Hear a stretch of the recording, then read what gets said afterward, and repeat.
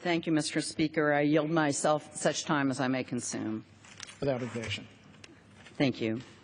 I rise today in support of H.R. 4742, the Promoting Women in Entrepreneurship Act.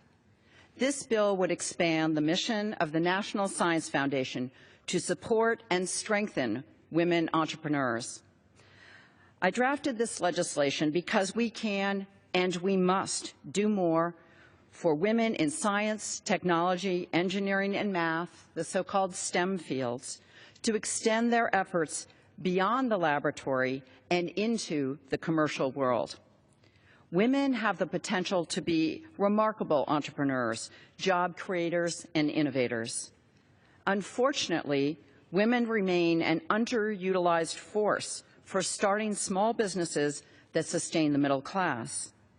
Women make up roughly half of the labor force, but according to the Commerce Department, women only own 30% of private businesses in the United States.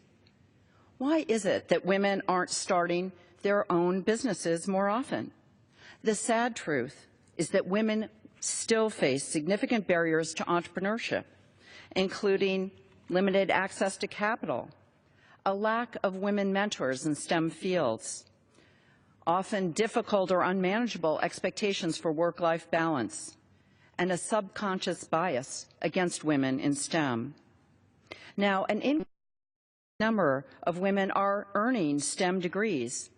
However, women are still largely underrepresented in all STEM fields, including significantly the ones that have the highest entrepreneurship rates. For example, in 2012, women earned only 1 in 5 PhDs granted by U.S. institutions in computer science. We must do better at increasing representation of women in all STEM fields. Now, I may be biased, but my own state of Connecticut is a great example of how far women can go with a STEM background.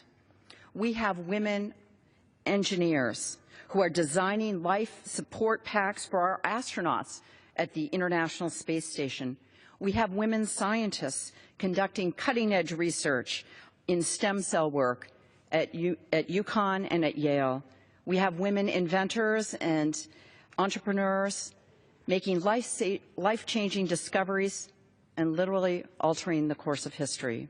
And we have wonderful local companies with women entrepreneurs, such as Badukian Research and Jonal Labs, who are not only creating quality products, but are fostering the next generation of women leaders in STEM. And I think we might have had one in the gallery who was excited about our introduction of this bill. But it is not enough to promote women in STEM careers. We must also work to increase the number of women who become entrepreneurs.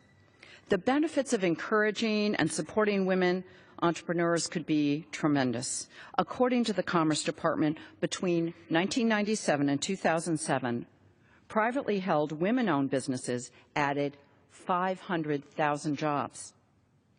During that same period, other privately held firms lost over 2 million jobs.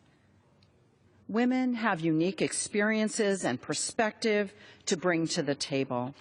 We simply cannot afford, in this increasingly global economy, to overlook the valuable and talented resource of over half our citizens. We must do more to promote women entrepreneurs and to better support women who are commercializing great ideas, starting small businesses, and creating jobs. And I know when I hear from the women and the men who are part of my STEM advisory committee in Connecticut about the challenges and yet the great opportunities that women in the STEM fields have to create the next new exciting business, develop the next new cure to help Americans. H.R. 4742 would help do that by supporting programs focused on helping more women commercialize great ideas, start businesses, stimulate 21st century careers, and strengthen the middle class. I want to thank my colleagues on the Science Committee, Ms. Comstock, Ranking Member Johnson, and Chairman Smith, for working with us together on this bill. And I ask my colleagues to support this bill and reserve